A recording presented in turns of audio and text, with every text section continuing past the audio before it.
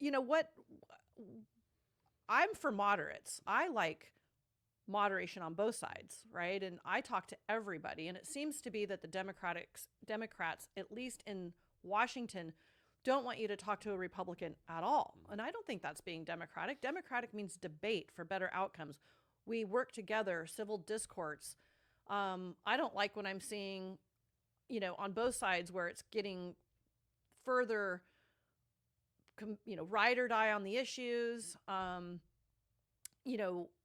We have to make compromise and talk to each other for better outcomes. And so I proudly have a nonpartisan movement. We have all walks of life that we work with. I proudly host Democrats that come out and litter pick.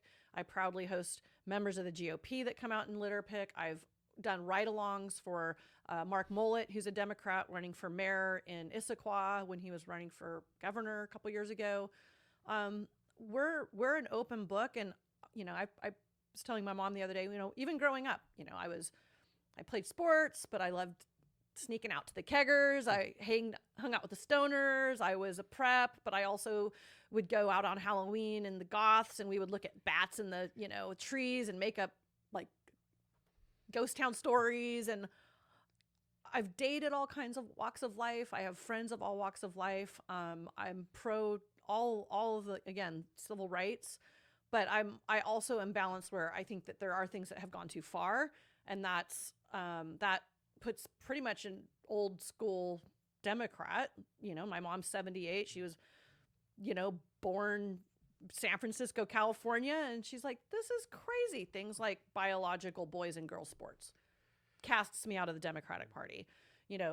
Those are very controversial issues, and I don't publicly necessarily take a stance and run my platform for picking up trash and helping people with drug addiction, but it comes into play because of these type of conversations and like kind of where I stand on some of the issues. So I don't mind sharing them. Yeah, I think the thing with the far left, far right, they're both doing the same thing. They're like, either you're with us or you're not with us, right? Like, people don't realize, like, yeah. Joe Rogan, Elon Musk, they were all like liberals. I mean, they still all liberals. Joe Rogan will tell you, like, Michael Schellenberger. Yeah, Joe will tell you, I like guns. I don't believe guys should be in female sports. He said everything else. He'll say, I'm a borderline socialist, right? But yet, he was pushed out. Elon Musk was pushed out, right? Yeah. I just don't get it, right? And then, like me, I think, for example, like Bill Maher, to me, Bill Maher is a stereotypical liberal, right? Yep. He's on the radio every day, like, blasting what they're doing, right? But yet, this far left progressive is like taking over the Democratic Party. And yeah, Bill Maher has kind of saved the day for a lot of Democrats, I think, and well, I should say liberals, to come out and say, yeah, this has gone too far. We're canceling each other. We've canceled accountability. It's this hands-off, lenient, anti-break the cycle of whether it's crime or addiction, because that's sort of anti-anarchism, which is, element of the socialist. I mean, socialist, gosh, I pick garbage. I am an anarchist in the sense, I'm doing mutual aid. I'm doing it without government. It's privately funded. We all work together. We're kind of egalitarian.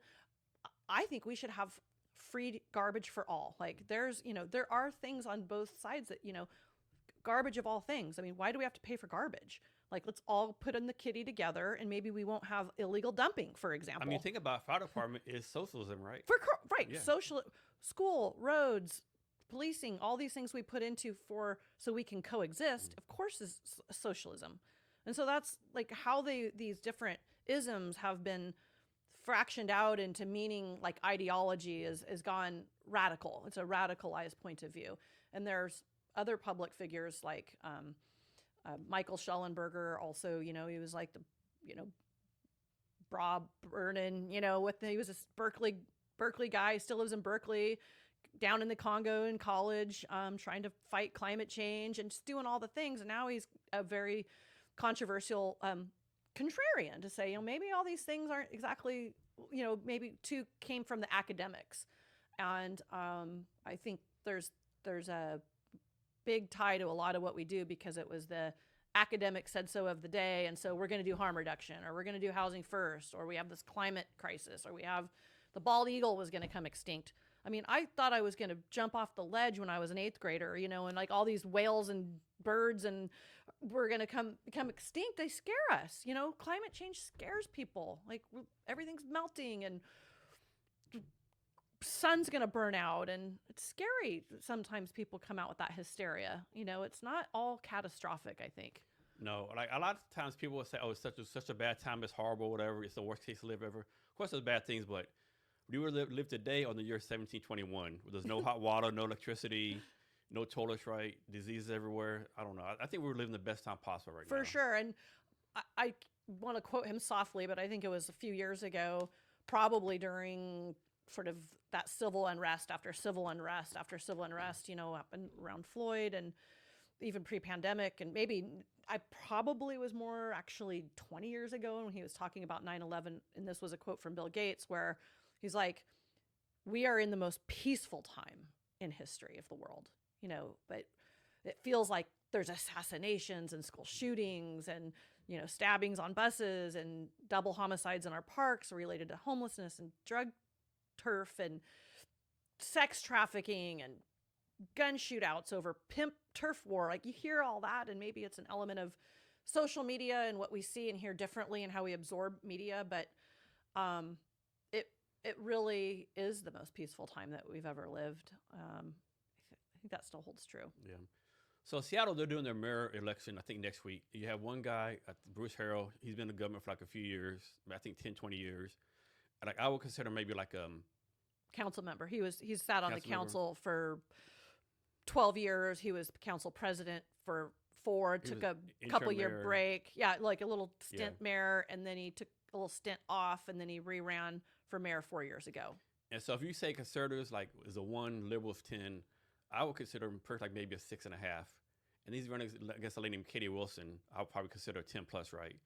So question to you is like, does it even matter who wins with all this stuff going on? Like, is the policy, nothing's going to really change? They're both going to do the same kind of policies. So Katie may be more extreme. Yeah, I mean, that's a great question, and it will actually help me sleep at night no matter what, because the reason why I started We Heart Seattle is I did actually call every government agency, garbage, parks, S.W. The alleyways, the recycle companies, the downtown Seattle associations, like who picks up the needles? Why are our parks overtaken with camps? They're on fire, 911. And when I realized that the government moves very slow, and your question, Jason, being, does it matter who really wins mayor?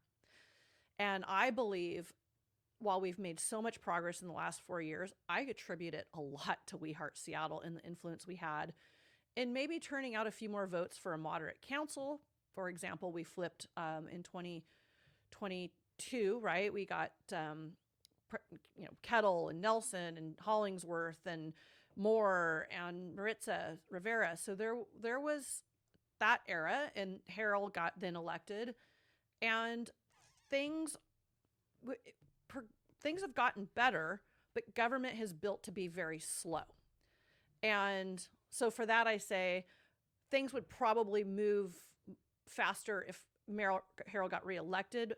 But I believe if Katie gets elected, it's just going to come to a screeching halt. No progress will be made because she's new. She has such a big learning curve. And how I'll sleep at night, I am more for moderates. I'll take my We Heart hat off and say that, moderate politicians are more in alignment with my mission for clean and safe Seattle for all to enjoy. So your listeners can read below the lines there who I'll be voting for. But I had great peace when I lost my race to Sean Scott that I have this platform that's privately funded that gets to go out every day and lend a helping hand to somebody in need. And I can bend over and pick up trash without the government. And it's the most rewarding, freeing feeling when you realize maybe the government isn't the answer to our day-to-day lives. And also why voting for your backyard legislators and council members and school board are so important. But also, I just want to emphasize the real importance is how you involve in your community programs. Rotary, school board, parent classes, things like that is how you really get the backyard that you want to live. I don't think people realize, like everyone, the presidential election, government elect others, but really, to me, the more important ones are the local ones, the city council, the school district, right?